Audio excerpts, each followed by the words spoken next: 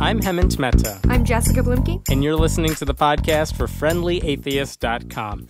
Jessica recently attended the Amazing Meeting, a skeptics conference in Las Vegas, where she had the chance to talk to a number of amazing people. For this episode, I sat down with David Silverman and comedians and satiristas Paul Provenza, Kira Soltanovich, and Mike McShane. We talked about growing up going to Catholic schools, the grief Silverman gets from within the atheist community, and what it means to be an atheist. Welcome to the podcast for the Friendly Atheist. This is Jessica Bluemke. We are live from, we're not live, we're from TAM 2014, and I am joined by... I'm David Silverman, President of American Atheists, and I actually am live. You are live. I Congratulations. am. And our first repeat guest. Yes. After only 8 episodes, we double dipped in guests. Oh, excellent. I had to pull strings to get you back on. Say your name before you talk. I'm Paul Provenza. My likes are Long Walks on the Beach and Steve Gutenberg films. My dislikes are nuclear war and humidity. Noted. Ooh. Well, we are very compatible. I am Kira Soltanovich, and I am pre-recorded via hologram, and I also dislike humidity a lot. How do you feel about nuclear war? Wow, just as equally passionate. Then we got something going. Yeah. I am allergic to penicillin. That's all I wanted to say. No. I think we got a trifecta here. I'm Mike McShane, and I'm crazy jumping mad about nuclear war. And I don't appreciate heat because I'm sweaty and my nether flaps get all glistening. But I'm being pre-recorded even though I am alive, and like the song, My Love is Alive. Oh. And so you guys are... And we're here to play. I'm sorry. Yes. So you guys are on here for Satiristas, right? We're here for the Satiristas show. Which is? It's a show we've been doing here at TAM for the past handful of years. This is Mike's first foray into the TAM Satiristas live show. Kira's been here before, but I'm pretty sure it was a fluke, so I asked her to come back. Just to settle a bet.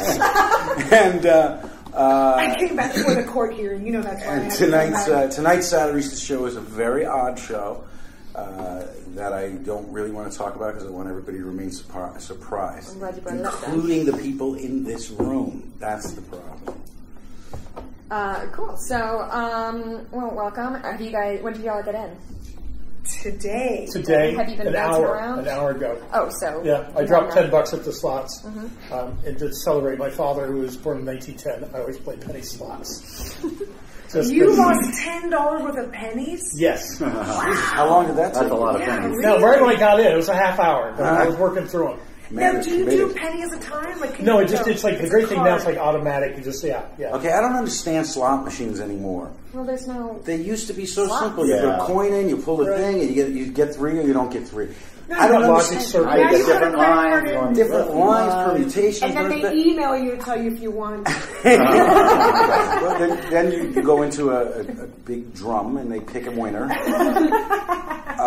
No, I really don't understand. I sat down and I thought, you know what? A lot of people enjoy this. Let me see how much fun this is. And I was completely baffled. I had no clue how to play any of the slot machines. Well, just hit the button and it lights up. And that's playing. And then it tells you if you won, and really that's all you need. And then you get a grape from the handler or something. Well, like the thing is, I mean, there's no skill involved anyway, so you don't really need to know what's on the screen. Just tell me if you won. See, now that's an existential scenario there, because I understand intellectually that it's completely random, but I want to feel like I have some understanding of what's happening to me.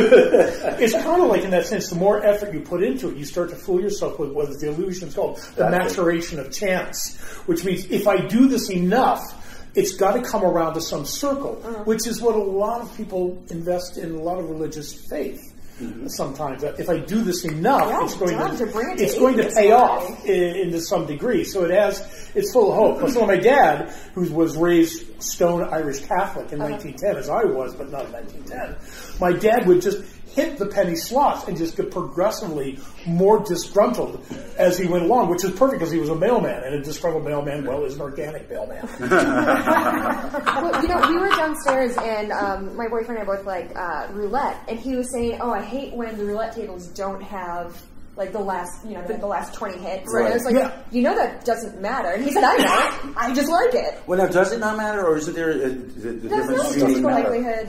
the past performance doesn't do anything to future? No, I understand that, but over time, if you sit there and watch the wheel go around 5,000 times, statistically you'll know, oh, there's a red is coming up here. No. Not at all. Not at all. Not at all. Not at all. Well, there goes my retirement plan. That's the only game that I will play because you lose your money the fastest, and then I can get back to my hotel room. Because what they forget to tell you is that when you bet on just a minimum bet, you will lose every time. Even if you win, you'll still lose eventually. Like, you can't just bet the minimum. Oh, right. So, there's like a minimum, like a 10, you have to bet 10 numbers or 10 credits. Right. Well, that's the idea of the bottomless pocket, which is where every time you lose, you double your bet the next time around. Right. Until eventually, when you do win, is you've that gotten all back and then some. No, that's marriage. That's marriage. Okay. Where you feel like, okay. Also a godless entity. Which is also like marriage. But you put all your time in, and roulette's the only one where you're guaranteed, like, literally after a certain number of spins, you'll just go home. Like, you're done with your money. That seems to happen to me no matter what I'm doing, actually. Right. Enough spins, I'm out. But like on that first, push of like, give me all this money for, these coins for this money. I've also found that the casino can make a lot of money if they built a giant roulette table that you stood on, and instead of cashing you out, they take one of those little rakes and just rake you into your car, and you'd be driving home and you'd go going, oh boy, I'm a piece of crap. Like a giant chessboard. That was like a prisoner. That'd be great. Well, it's going to take about a game. month for this podcast to come out, so I would get on that before it gets published to our tens of listeners. Patent pending. I love his work. What's that one ride, that carnival ride, where through centrifugal force you're kind of in a roulette wheel? The roundup. Right? Is that what they're called? The bottom drops out. And then you're just spun around. That should be I like roundups, and I like. Are you talking about the Turkish? The roundup is when it flips up like this. No. The barrel. It's a barrel. You want to have a big barrel. That's Turkish twist. Turkish prison. No. Turkish Catholic. The floor drops away and your vomit comes up like spin art. Yeah. But now there is strategy in that, because you want to be on the opposite side of the spin so that you don't get hit with your own vomit. Right. Yes. Right. You don't want to throw up. You don't want to be on. You can do that on the roundup when you go vertical. Yeah. And it's turning like a clock, and you can vomit on top and then catch it on the way down. It's awesome. Nice. Great ride for dogs. They love that ride. They just keep going on. Now, come on, let's do it again. Damn it, Prince. No, man, I'm still hungry. Come on, let's go again. By the fourth round, it just looks like pool. Oh. I'm sorry. That's okay. Oh. It's my world. Even Michael, the sound guy, should me look like going, boy, that fat bastard. I told Paul to bring his friends, and here we are. I couldn't find any, so I got Mike. So I asked David to come on because we were just literally, right before I ran into you, we were just talking about, because this is called The Friendly Atheist, it is. I thought this would be a perfect forum to talk about this, which David was talking about hate that he gets from within the atheist community, the skeptic community, that as head of American Atheists, a lot of people are attacking strategies and what have you from within the community. That's the interesting conversation, not from outside the community. That's expected. Right. Well, that's true. I do get a lot of hate from within the community, including people who insist that they're not in the community. Right. And it's a part of the model. It's a part of the big picture, is that I'm a segment of the movement. I am the hard-line segment of the movement. And as that, what I do functionally is I raise the awareness of the movement on the whole. But when people come to the movement and look at it, there are going to be some of the people who come to atheism who are not going to like me. Right. And they have to have a place to sit. They have to have a place to land. So it's important that there's a segment of the movement that doesn't like me. Okay? So they have a place to land. So that's a part of the plan. This is what I was telling Paul. It's a part of the plan that certain people in this movement really don't like me. Why? What is it specific? They say I'm too harsh. You know, when I come out and it's about ideological. Yeah. It's not you personally, it's you as your representative. It's the words that come out of my mouth. Mm-hmm. So I think a lot of times it is personal. I think a lot of times it is very personal. It's not like haircut personal. Not haircut personal. Okay. No. It's Dave personal. It's about Dave, but Kira knows a lot about the haircut personal. Yeah, I get that a lot. I hate that. That's superficial shit. But it's a part of the movement. It's a necessary part of the movement, and it's part of the plan. But I don't like it, and you know, there's nothing I can do about it. It has to exist. It has to be there. There have to be people in this movement who don't like the person who's the hardline atheist. But here's the thing I found interesting, though, is that you were telling me about one story where somebody was claiming you are the kind of atheist or the kind of representative. Oh yeah, that is. Yeah. Well, how did you describe it? You put it so clearly. They blame me for things that I didn't do. They come up with, Dave is so harsh. Dave insults theists, right? He goes off on and criticizes theists and insults theists. I don't. I insult theism. Okay? Theism, not theists. And there's a big difference. And we, as skeptics, have to understand that there's a great, big, fat difference between insulting a belief and insulting the believer who believes it. The believer believes it because they've been indoctrinated. They deserve pity for being indoctrinated into believing something wrong, stupid, contrary to everything we know. Doesn't make them stupid people. It makes them victims of an indoctrination. And that's why you have brilliant people in this world that believe in an invisible man in the sky.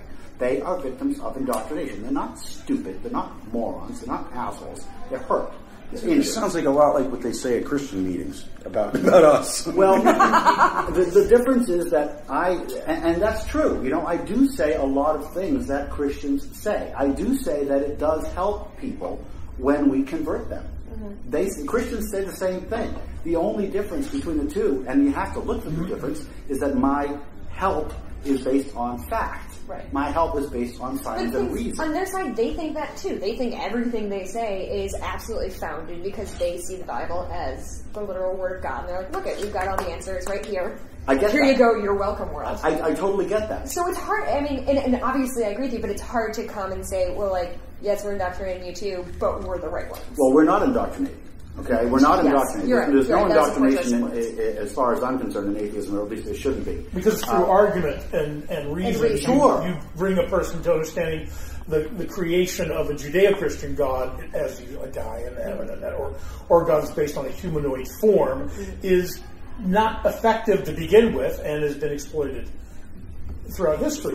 Since we Well, I find it interesting because the name of your, the friendly atheist, where you're being, I'm sorry, but that you're being somewhat egalitarian. You said there must be people that hate me. In fact, you almost made it sound like, no, it's necessary. People have to land somewhere who don't like how I do what I do. Yeah. And interesting, in I'll speak only of a Christian faith, you have a congregation, and they're asked to all do something eventually so they all like each other through Jesus. Mm-hmm. Right. You can take the pressure off the pastor usually, or the priest. Mm-hmm.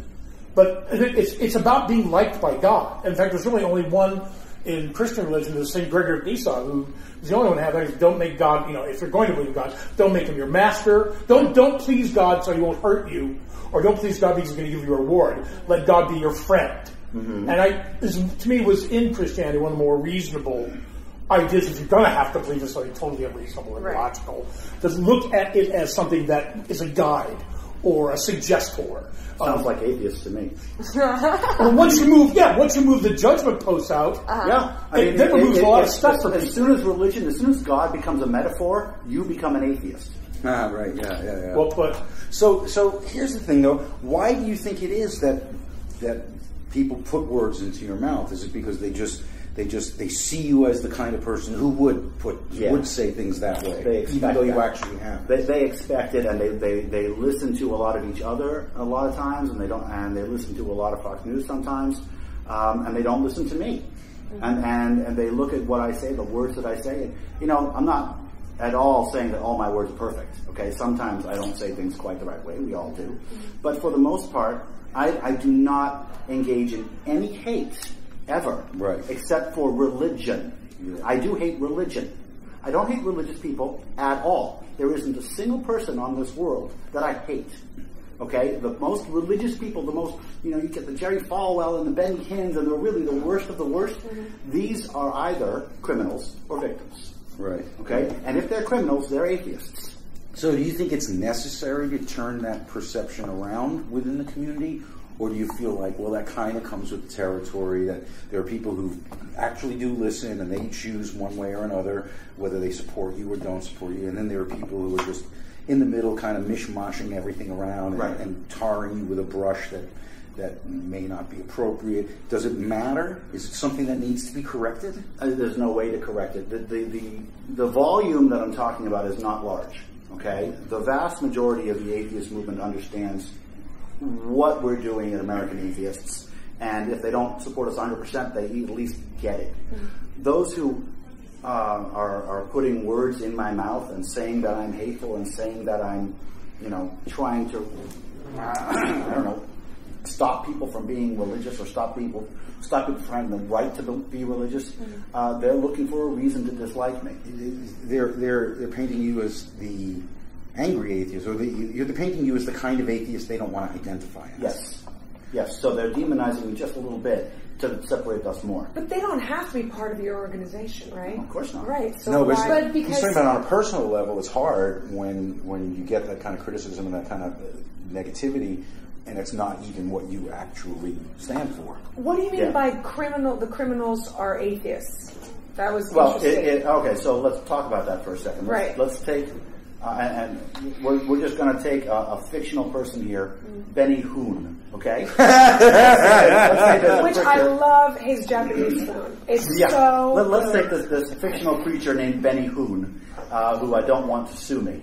So theoretical preacher. This theoretical preacher blows on people to cure them of ailments, okay? Now this person is one of two things. He actually believes that when he blows on people, they get cured, despite a complete lack of evidence to the contrary. Or he knows he's lying. He knows he's a con man. Right. If he knows he's a con man, he's doing it in the name of God, he does not fear God. He does not fear God. That puts him in the same category as Bill Clinton, who was sleeping around with his wife and then got caught and then went to church. And all these other who was also being blown on. I see. Full circle. Also on a long-term thing. And it almost cured him of the presidency. and you know, the Ted Haggard, the preachers, I shouldn't say names because I don't want to get the facts wrong. But a theoretical Ted Hagar. The ones who are having worship slacks. The ones who are having long-term affairs, the ones who are getting in bed with rent boys. Okay. So they know what they're doing is fake.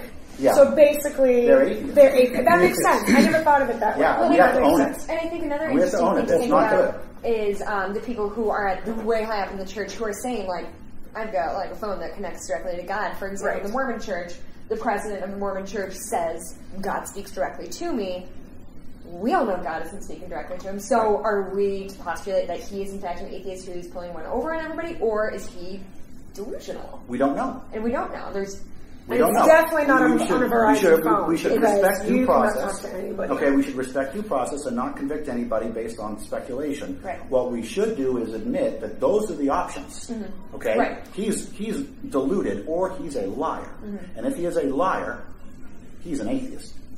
Right. Because he's doing it in the name of God that he does not fear at all. Well, he's a godless liar. He fits right in. So we have this empty chair. And, you know, we don't want to say that because we as atheists don't want to be associated with that. We have this straw man fallacy embedded into our brain. You know, let's not talk about Stalin because he was an atheist. Let's not talk about Mao. And we certainly don't want to associate ourselves with the worst of our enemies. But we do have to realize that it's very possible and darn likely, in my personal my personal opinion, very likely that we are dealing with very bad atheists at the top of religion. Right. And that's bad. That's bad, and we can't just say that, oh, look how moral we are, and look how much better we are. There was a statistic a little while back about the amount of atheists in prison. And yeah, the statistic is good, the statistic is real, but it also gives us a false sense of moral superiority. Well, atheists are nothing if not smug. Well, I'm not smug. No, not you. Well, No. I used to be conceited, but now I'm perfect. Well, you are smug, but mostly it's about the Tesla. I do like my Tesla very much. So, do you think that atheists try to convert people the same way? No. Some do, and that's part of the brush that you get tarred with. And the thing is that I'm not sure, and this is something that I've been struggling with for a while, I'm not sure it's a bad thing. I think, in fact, I'm sure it's not necessarily a bad thing. I think that if I took the extreme of proselytizing, right? Got up early on Sunday morning, put on a suit and tie, knocked on your neighbors, and 8 o'clock in the morning said, hi, I want to talk to you about atheism, walked in, converted their entire family, and left. You can't deny that good has been done. Okay? So, proselytizing atheism, a lot of times, again, we have this knee-jerk reaction as atheists. We don't want to be like the theists. Right. But you can't deny that the conversion is a tool, and we're eliminating that tool of doing good. And a lot of people don't want to do it, right? So we're talking about doing something that we don't want to do for the betterment of other people, which in my world is humanism. Okay? That's humanism. That's hardcore atheism, and that's humanism. Saying, no, you are wrong, I can help you, and bringing them out of that delusion is a nice thing to do. Yeah, but there's such a You know what? I'm stigma. starting to hate you. And your haircut. But there's such a stigma of doing the door-to-door. Well, yeah, and I'm not saying that necessarily. I'm just using that as an example. Right. Because you brought up proselytization, and a lot of atheists are like, oh, we don't proselytize, and I used to be that way too. And I'm not sure that's the right mentality, because we have to admit, proselytizing atheism is potentially a very good deed. Yeah. Is there a problem in that in the conversion and the proselytizing and atheism using the same technique that theists use, you always come up against a point where you're going, well, what do you have to replace it with? What moral construct, what 20th century or late 19th century from that point on, where you agree where God is seen more metaphorically, not so immediately. Mm-hmm. What do you replace it with as a way to live? What guide to live? Humanism, which is a nice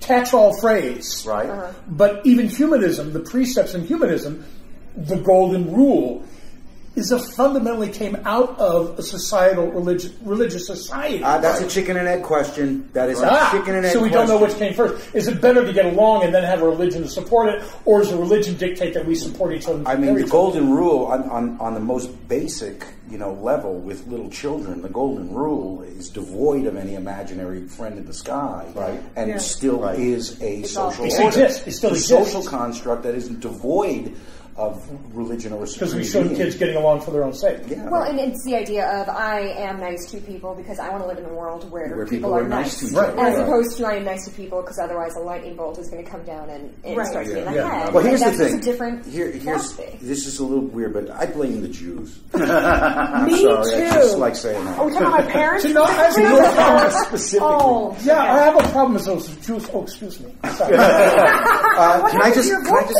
Can I just take a moment here? You mentioned proselytizing atheism, going around knocking on doors like Jehovah's Witnesses.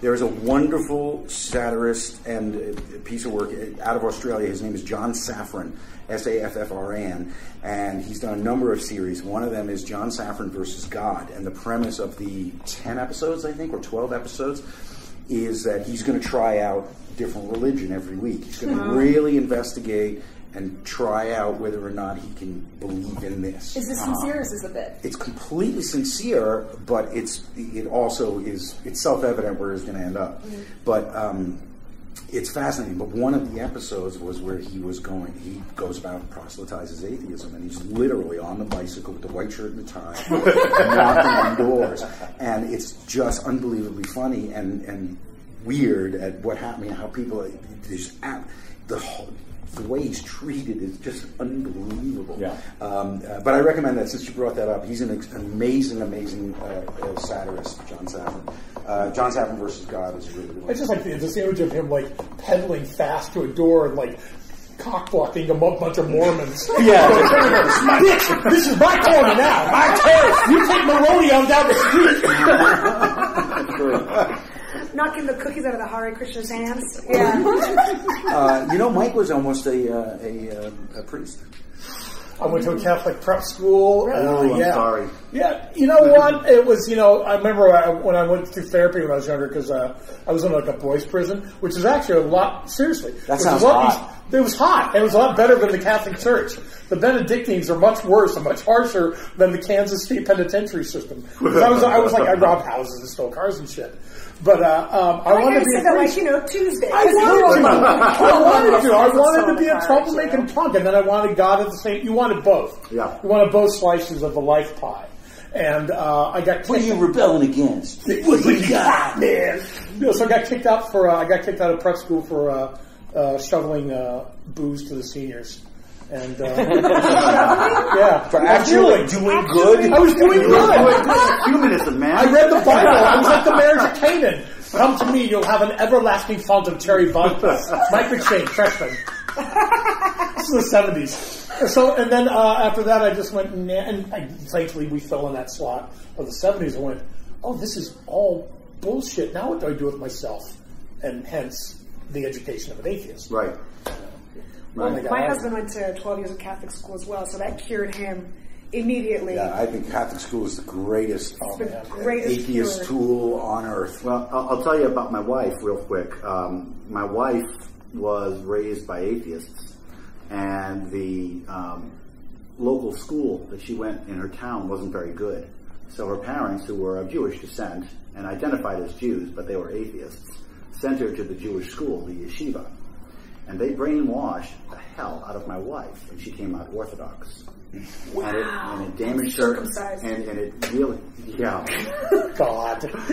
And so I am a very big, I strongly state that it is a major wrong thing to do to take your kid and put them into a religious school. Okay, really wrong thing, epically wrong. Even if your local school isn't as good, isn't as well rated as the Catholic school or the Jewish school, don't do it. They don't need the indoctrination, and it damages. My wife was damaged for life because of that school. And I say this on a podcast. I say this to her face. Nothing's hidden here. My wife knows exactly how I feel, and she does not disagree. But she cannot escape it because of the brainwashing. She still practices Orthodox. Not Orthodox. She's a Reformed Jew, but she still celebrates the holidays and she does the whole thing. And she tells me, she acknowledges it's not rational, it's not reasonable. I believe in a God. There's no reason to believe in a God, but I do anyways. And the only reason that she can give me is because that's what she was taught, and she can't get through it. Well, I got to tell you, it's kind of like show business, that whole God thing, because it's like, I could stop believing, but then I can stop believing that anybody ever gets to see any of my shit or is interested in any of my shit or whatever, but then I have no reason to continue. Sure you do. No, I don't really care for any people. You don't care for what? Any of you people. Well, I got kicked out of Hebrew school. Rock and roll. Yeah, in first grade. Uh-huh. What did you do? Well, Did you menstruate in front of the other children? I did. How did you know? That's my closing bit to this day. No, I got kicked out because I wasn't pulling Mike McShane stuff, but I was a troublemaker. And went like to sassing the wrong people, back talking. The rabbis. I literally would do like when your hand is a mouth. The rabbi is talking. I'm like blah blah blah blah. So you're a comedian from an early age. Honestly, that's why I got kicked out. So I went to public school. So I'm grateful for that. Yeah. And then I remember the day that I fully I've disliked Jews forever because I'm related to them, but really it really hit home for me. I'm 20 years old and I'm traveling, backpacking through Europe in Budapest and one of like the, they always, all these European cities. This is the oldest synagogue on the planet. This is where dinosaurs would pray. It was like underground and it was really, it was definitely very, very old. And then I go in and I'm like, oh, this is kind of cool. And then I'm slowly being like shuttled and nudged and pushed into this other room where all the chicks are, because the chicks weren't allowed in the real synagogue part. And I'm 20, where your brain starts to really kind of like shift, like the continents, you know what I mean? Like the Jurassic period. And I'm like, oh, this is complete bullshit. Because of my reproductive parts, like for me it was more a religious thing on how, chicks are nothing. Yeah. Yep. We were literally in a closet, in like a broom closet, and then there was a window like this big that you looked through and watched all the dudes doing whatever Harry Potter bullshit they were doing in there.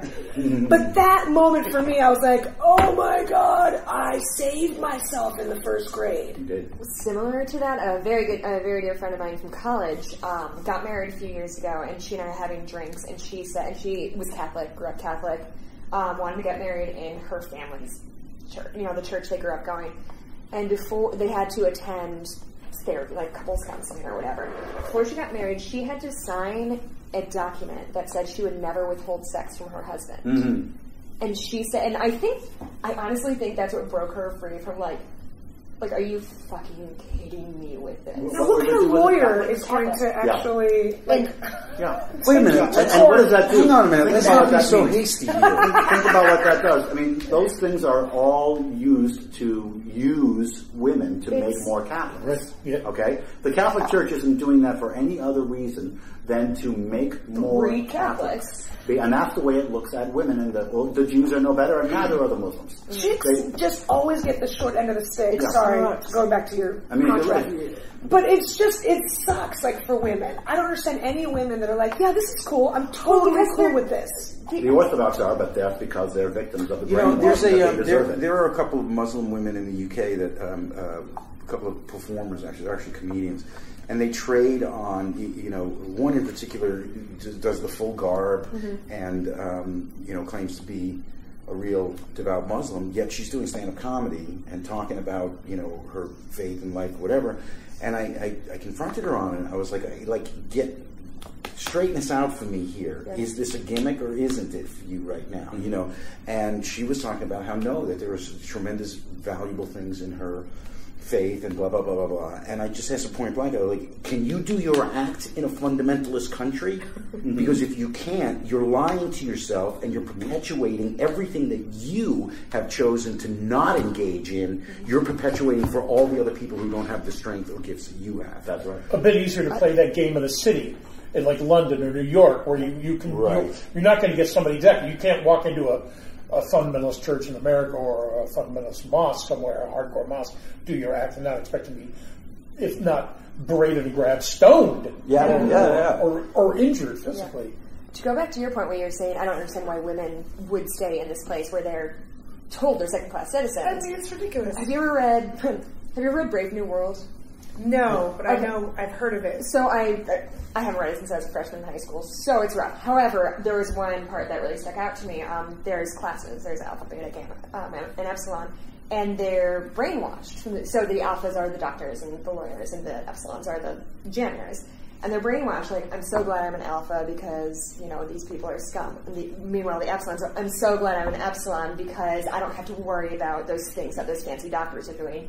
I can just go to work and do my thing. And I think it's that same idea of, oh, isn't it so nice? I don't have to worry about the finances. I don't have to worry my pretty little head about big picture things. I can just raise my children and cook dinner and keep a house. And they're told that's what happiness is, right? Right. And remember, when you're dealing with the very religious, you're dealing with a very cultish mentality. So it's not like they're getting a lot of outside influence, right? They're not watching TV. They're not watching Murphy Brown or any other time difference. Well, time difference. Yeah. But what time machine should we get into? That's the one that came to my head. What I'm saying is they're not watching. They're not getting the culture of America at large. They're getting the culture of their micro center, and that doesn't have any women's equality in it. So they wouldn't even know that there's something wrong. And I get that, because if that's what you were brought up in, and that's what you married into, and that's what your whole family is, I get that. You're not going to get a sense. You don't know hot unless you know cold. But there must be something. I just can't believe. Maybe because I'm, a more aggressive chick than most chicks, but no. Yeah, a little bit. But I just can't believe that there's not like a part of her that's like, wait a second. How am I not allowed to wear just regular clothes? Yeah. How is that not cool? I don't understand how they're cool with that. But you're a woman in comedy, right? Yes. How many other women in comedy are there? Like, I just started 5. There's 11 total. 11. I just started doing stand-up. I'll do my bit later. So I've been going to open mics in Chicago, and it's me, the girl I go with, and 25 white guys. Right. So why aren't more women more outspoken? It's a very similar idea of women have this opportunity, but they choose not to take it. But I think you guys are hitting on the same thing. It's personality. I mean, there are a lot of women who are in that micro world. There are a lot of women who are in that culture who do feel that and go, fuck this, I'm out. Right. And there are a lot of women who say, hey, I want to be a stand-up, and they go and they become stand-up. So I think it boils down to who are you as a person. Right. I think there's certainly a lot of women who have rejected that stuff. How many people? How many? I mean, the fact that it may be overwhelming that so many women have, I just think it's important to know personality, that individuals. So that's an interesting question. How many people have their personalities have been squashed by the weight of their religion, where they weren't able to flourish as people because they were put into a parameter that they couldn't? Monasteries and monks often allowed a little wider berth because you were there to find intellectual rationalizations for aspects of the Bible or your particular faith. Right. But other than that, you're right. It quashes. It's meant to put you down. My wife left the Catholic Church because of that. She was actually marched out of the church of her prayer group when she was like 17 or 18 because the priest was like, you asked too many questions. Right. The big sin. Big sin. Who later was the priest when we watched In the Name of the Father or something, Owen O'Neill, this pederast priest who was Irish. Right. We were watching this documentary and Karen's like, holy shit, that's the priest! Oh my God. From Lodi. There's not a lot happening in Lodi, Apparently there's a lot more than everybody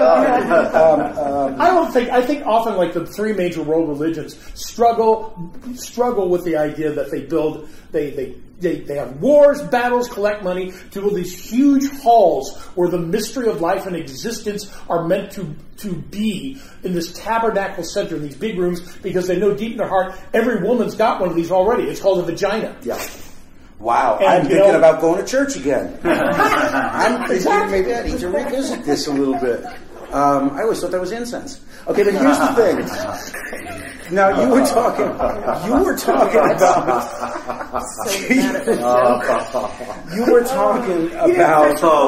Did you press record? You come on! It was a clean dirty. Is that not Champa or is there a party going on? Here's the thing that I think is the question you were asking, because I do think individuals involved. I've been thinking about that. I wasn't listening at all to anybody. I've just been thinking about that. But it's the Rumspringa phenomenon that's interesting to me. Right. Like when the Amish, there's a mandatory year of Rumspringa where they go off and explore the rest of the world and then decide to come back or not. That's interesting why some people decide to go back. A lot of people choose to come back. Yeah, a lot of people choose to come back. And that's not gender-based, and it's, of course it is personality-based and all that sort of stuff, but that's a fascinating question to me because that's not even about oppression of women or even oppression, period. It's about suddenly their door is open and they go outside and see an entire new world. It's a full sale. Okay? It's a full sale. If you open the door and say go and push them out, if they don't come back, they're not indoctrinated. Right. The ones that do come back, they are with you for life. Right. And they are the ones that are going to breed indoctrinated kids. Okay? So it's kind of a thinning, if you look at it. If you think about it. It's good for the herd. It's good for the flock. Gets out the subversives. Yes, exactly. Mm-hmm. It's like setting a forest fire in your religion. Yeah, I mean, that's just of course you're talking about a very close-knit community. How do you get rid of the bad apples? Set them free. If they come back, they're indoctrinated and they're yours for life, and they'll make indoctrinated babies. Sort of like the Cuban boat lift. get rid of all the criminals. Just let them go. You want to leave? Go right ahead. We don't want to do what England does. Put all the Quakers and the ne'er-do-wells in the boat and send them to America. Hey! I have nothing to say to that. I guess we're at 38 minutes. I don't know. Does anyone else have anything funny or charming to say? I'm out. Yeah. Where have we tapped out? You David's got guys have a show now. tonight, so don't use up all your good stuff. Well, I was just going to say, mention Atheist TV. You know, that's what we're here to promote this year. And we're really pleased with Atheist TV and how it's going. It's the first ever atheist television network. It's on the Roku platform, so you have to buy a Roku box before you can see it on the internet. If you buy a Roku box, you can see it on your television. And it is a movement-wide thing. It's being provided by American Atheists, but it's open to every organization in the movement, whether they like being in the movement or not, Paul. But every organization in the movement is welcome to come in and have a space on Atheist TV so that they can push their, put their shows on. And the exciting thing is that this is phase one, so this is going to be about a month out, you said, this podcast. So the launch is going to be July 29th. Okay. And that's when we go live. That's when Atheist TV goes live with phase one. And phase one is basically it's what's the word, Paul? Not new programming, but it's the programming. It's non-original programming. Acquisition programming. Acquisition programming. That's the word I'm looking for. It's some movies from Richard Dawkins, some good movies. Shows by American Atheists, the Atheist Experience, the American Humanist Association, Richard Dawkins Foundation for Reason and Science, Secular Coalition for America. Yeah. We all got shows on there. Plus we've got comedy. Plus we've got web shows. And that's all phase one. Phase two is new programs. And that is to be determined. But it's coming. So are you looking for submissions? Are you looking for money? Is this an open audition? Yeah. That's a good question. What are we looking for? Right now, we're looking for views. And we're looking for people to hype it up. We're looking for people to get Roku boxes and get on there and give us some good ratings. Check it out. Check it out. Look at it. See it. Blog about it. And stay tuned for phase two, which will be coming soon. Do you have a timeline set for that? No, I do have a timeline, but I don't want to publicize it.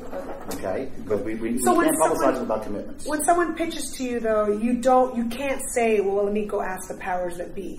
Because that shouldn't exist at your network. I am the powers that be. Is there such a thing as a godless network? You've hit it. You've hit it. You've hit it. And ratings should not matter. Ratings should not matter. That's right. Nope. And whether the tides go in or out, it doesn't matter. You can find religion on this cooking show. But the website for Atheist TV is atheists.tv. Atheists.tv. I think you guys should have a cooking show and you find God in all of the food that you cook. Ooh, yeah. Oh my God. How about a cooking show where you do all the cooking that happens in the Bible, and you just show how it's just awful. It's just awful. Can you recreate Bible food? Yeah. You have unleavened bread. Original paleo It's diet. terrible. You know what? Let me tell you something. We have boiled a lamb in the milk of its mother. It's fantastic. Here's a blasphemous dish I prepared earlier. Tune in next week for the bacon extravaganza. Bacon. I pitched a game show already. It's Whack-A-Dave. It's just Dave keeps popping up. Dave Silverman keeps popping up. Yeah. You can just hate him. Just bam. Just hit him down. How dare you criticize theists? Okay, so let's wrap this up a little bit. Do you want to go around and say how people can contact you or tweet at you? Sure. My Twitter is Mr. Atheist Pants. That was a Twitter. Stephen Colbert gave me that Twitter handle. Mr. Atheist Pants. Oh, here's his name that you just dropped. Sorry. Well, yeah. I'm going to drop that name. That's a hefty one. Yeah, of course. Stephen Colbert gave me my Twitter handle. I'll say that again. Mine is the Weasel. Pauly Shore gave this one. The website for American Atheists is atheists.org. So please join us on.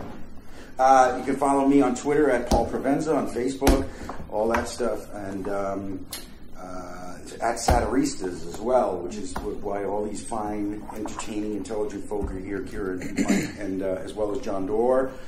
and Matt McCarthy. Follow all these people on Twitter and everything because they're coming out here doing this just for the adventure and to sit here and talk with you. And frankly, I don't think that's really a big enough draw.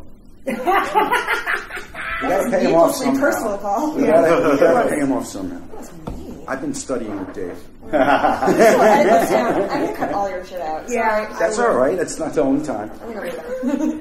I am at Kira Comedy is my Twitter handle, and I gave that to myself. And you can also find me at various playgrounds around Los Angeles because I have a 3-year-old. And a Not drug just business. me there. It's That doesn't actually have one way or another. He has a 3-year-old and a drug peddling business. Yes. You gotta pay the bills. You can reach me on Twitter at this Mike McShane, and I'm all around LA and sometimes in London and Edinburgh doing improv and doing comedy. And you can see me at playgrounds usually between 3 and 6, where I dress like a 3-year-old. Which is very, very. I tell you, those animals really get right up your I tell you what, though, it's interesting because he gets away with a lot because a lot of them I just chose this Mike McShane. just an innocent child with progeria. They feel bad for him, so he gets away with a lot. It's because it's not PC to go attack a progeria child. No. No. Yeah. So.